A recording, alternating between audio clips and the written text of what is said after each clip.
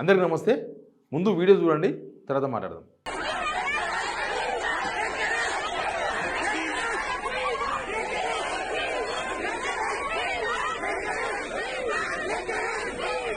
ఆయన ఎవరో తెలుసా?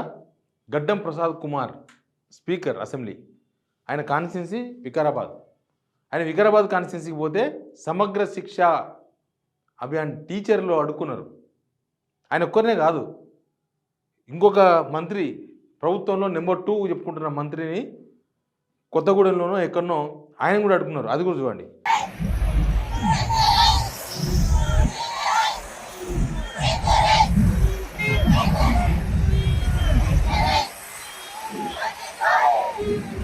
ఏంటంటే సమగ్ర శిక్ష ఉపాధ్యాయులు, సమగ్ర శిక్ష అభియాన్లో ఉపాధ్యాయులు వాళ్ళు ఇప్పుడు కాదు, గత గవర్నమెంట్లో కూడా ధర్నాలు చేసిండ్రు. ధర్నాలు చేసినప్పుడు రేవంత్ రెడ్డి అప్పుడు ప్రతిపక్ష నేతగా పీసీ చీఫ్ ఉండే ఆయన పోయిండు. ఆయన పోయి ఏమన్నాడు తెలుసా? ఛాయ్ అనేది సేపట్లో రెగ్యులరైజ్ చేస్తా అన్నాడు. ఛాయ్ అనేది సేపట్లో రెగ్యులరైజ్ చేస్తా మీ ఉద్యోగాలు అన్నాడు. తర్వాత ఇప్పుడేమంటున్నారు తెలుసా? తెలంగాణ గెజిటెడ్ ఆఫీసర్స్ వాళ్ళు డైరీ రిలీజ్ కోసం సీఎం రేవంత్ రెడ్డిని కలిసిండ్రు శుక్రవారం రోజు. కలిస్తే ఆయన చేసిన కామెంట్స్, అవుట్సోర్సింగ్ ఉద్యోగులు రెగ్యులరైజ్ ఛాన్స్ లేదు, నిబంధనలకు విరుద్ధంగా రెగ్యులరైజ్ చేస్తే న్యాయస్థానాల్లో సమస్య ఎదుర్కోవాలి. ప్రభుత్వం తెలుసుకుంటే అన్ని పనులు అవుతాయి. వడ్డిచ్చేతోడు మనోడైతే ఏ మూల కూర్చున్నా మూలగం బొక్క పడుతుంది అన్నట్టు గవర్నమెంట్ తెలుసుకుంటే రెగ్యులరైజ్ చేయొచ్చు. మరి అంతకుముందేమో ఛాయ్ తాగినంత సేపట్ల ఛాయ్ ఎంతసేపు తాగుతాం? నిమిషంన్నర, ఇంకా బాగా వేడుకుంటే 2 నిమిషాలు. అంటే నిమిషంన్నర 2 నిమిషాల టైంలోనే రెగ్యులరైజ్ చేస్తామని అంత ఈజీగా మాట్లాడిన రేవంత్ రెడ్డి గారు ఇప్పుడు ముఖ్యమంత్రి ప్లేస్లో కూర్చున్న తర్వాత కాదు అంటున్నాడు. సరే, ఆయన కాదు అని చెప్పడానికి ఒక కారణం ఉండొచ్చు. జీవో 16 అని ఈ మధ్యనే హైకోర్టు కొట్టేసింది. హైకోర్టు కొట్టేనికి కారణం ఏం తెలుసా? ప్రభుత్వం సరైన వాదన వినిపించకపోవడం. ప్రభుత్వం కనుక కరెక్ట్ వాదన వినిపిస్తే కరెక్ట్గా రెగ్యులరైజేషన్ ఉండేది. ఏమనంటే నిరుద్యోగులు రెచ్చగొడతారు. మళ్ళీ రెగ్యులరైజ్ చేస్తే వాళ్ళని ఉద్యోగాల్లో పెడితే మళ్ళీ మీకు ఉద్యోగాలు రావు కదా, మరి మీకు ఎట్లా? మీరు అది చేయాలనుకుంటే మీరు నిరుద్యోగులకు అసలు అప్పుడు కేసు వేసింది కూడా వీలే అనేది ఉంది. గత గవర్నమెంట్ జీవో 16 తీసుకొచ్చిన రెగ్యులరైజేషన్ కోసం వాళ్ళకు ఆ గవర్నమెంట్ పైన కేసులు వేయించింది కూడా వీళ్ళే. జీవో 16 పైన జీవో 16 కొట్టేసిండ్రు, రెగ్యులరైజేషన్కి అవకాశం లేదు. ఇప్పుడు చేతులు ఎత్తేసిండ్రు. ఇంకా ఇప్పుడు నిబంధనలు రెగ్యులరైజ్ చేస్తే న్యాయస్థానంలో సమస్యలు ఎదుర్కోవాలి అంటున్నారు. మరి వాళ్ళని పిలిచి మాట్లాడండి. మీరు ఛాయ్ తాగినంత సేపు అన్నారు కదా, ఛాయ్ తాగినంత సేపు ఏమొద్దు, అన్నం తినంత సేపు తీసుకోండి. అన్నం తినంత సేపు తీసుకోండి, లేకపోతే నిద్రపోయినంత సేపు తీసుకోండి. నిద్రపోయిన సేపు అంటే రాత్రి 9కో 10కో అంతే పొద్దుగాలు లేస్తాం కదా, ఒక 8 గంటలు టైం తీసుకోండి. మీరు గవర్నమెంట్కి వచ్చి 13 months అయింది. రెగ్యులరైజేషన్ చేయొద్దని జీవో 16 కొట్టేసి 2 months అయింది. అంటే దాదాపు 11 నెలలు మీరు టైంపాస్ చేసినారు. 11 నెలల్లో ఛాయ్ తాగలేదా? 11 నెలల్లో ఛాయ్ తాగే టైం దొరకలేదా రేవంత్ రెడ్డి గారికి? ఇప్పుడు సర్వశిక్ష అభియాన్ వాళ్ళకి ఏం సమాధానం చెప్తారు? మీరు వాళ్ళకే కాదు మీరు చెప్పింది ఛాయ్ అనేది సేపు చేస్తామని. ఇప్పుడు వాళ్ళకి ఏం సమాధానం చెప్తారు? మీ ఉద్యోగాలు రెగ్యులరైజ్ కావు, మీరు ఛాయ్ తాగుతూ ఉండండి అని చెప్తారా? లేకపోతే నేను ఛాయ్ బంద్ చేసినా మళ్ళీ ఛాయ్ తాగినప్పుడు చేస్తా అని చెప్తారా? వీలేగా చాలామంది ఉన్నారు అవుట్సోర్సింగ్ ఉద్యోగులు. వాళ్ళకు కూడా హామీ ఇచ్చారు. వీళ్ళకి ఎవరికి? హోంగార్డ్స్కు హామీ ఇచ్చాడు. హోంగార్డ్స్లో రవీందర్ అని ఒక అతను ఆత్మహత్య చేసుకున్నాడు. ఉద్యోగాలు వాళ్ళవి కూడా సేమ్ డిపార్ట్మెంట్లో రెగ్యులరైజ్ చేయాలి. అక్కడ పోయి హామీ ఇచ్చాడు కరెక్ట్గా ఎలక్షన్స్ 2 months ముందు. 13 నెలలు అయింది. అసలు హోంగార్డ్స్కు రెగ్యులరైజ్ చేసే ఆలోచన వీళ్ళకు ఉందా? ఉంటే ఎందుకు చేస్తలేరు? ఇప్పుడు మీరేదో అప్పుడు చెప్పేసిండ్రు, ఇప్పుడు ముఖ్యమంత్రి అయ్యారు, ఇప్పుడు మాట మార్చిండ్రు. కానీ ఇట్లా మీ ప్రజాప్రతినిధులను, మీ పార్టీకి సంబంధించిన వాళ్ళను, స్పీకర్ని అడుక్కున్నారు, పొంగులేటి శ్రీనివాస్ని అడుక్కున్నారు.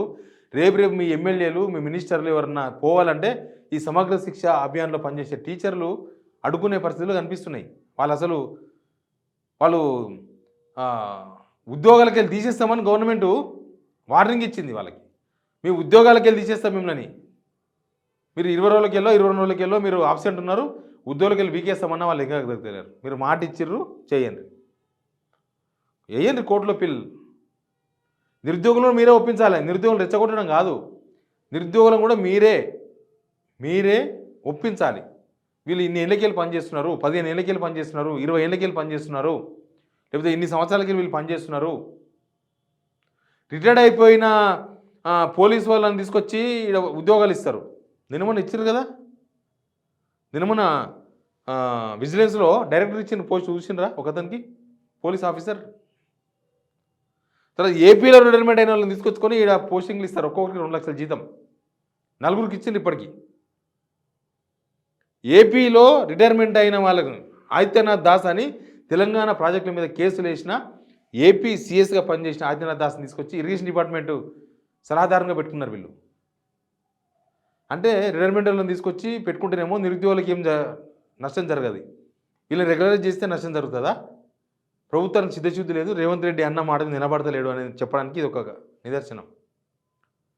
వాళ్ళకేమో రిటైర్మెంట్ అయిన వాళ్ళకి తీసుకొచ్చి లక్షల జీతాలు ఇవ్వచ్చు, వీళ్ళకి ఇచ్చే అరకొర జీతాలు ఇచ్చే వాళ్ళని రెగ్యులరైజ్ చేస్తే తప్పవుతుందా? ఎక్కడ మిస్టేక్ ఉంది? నిరుద్యోగులను రెచ్చగొట్టి వీళ్ళ మీదకి, వీళ్ళని రెచ్చగొట్టి వాళ్ళ మీదకి పంపించే ప్రయత్నం చేస్తున్నాడు తప్ప రేపు మీ ప్రజాప్రతినిధులు కాన్స్టిట్యున్సీల్లో తిరగలేని పరిస్థితులు వస్తున్నాయి. అసలు వీళ్ళే ఎట్లున్నారంటే ఇంకా చాలామంది ఉన్నారు మీరు హామీలు ఇచ్చిన వాళ్ళు. హోంగార్డ్స్ కనుక జూలు విదిల్చిందనుకో, మీరు నాకు రెగ్యులరైజ్ చేస్తామన్నారు, గవర్నమెంట్ రాగానే 13 నెలలైంది చేయలేదని. ఏడిపోతుంది వ్యవస్థ? వాళ్ళు టీజీఎస్పీ పోలీసులు రోడ్ల మీదకి వచ్చారు, చూసారు కదా. మీరు కొంతమంది డిస్మిస్ చేసారు, అయినా కొన్ని రోజులు చేసిన ధర్నా.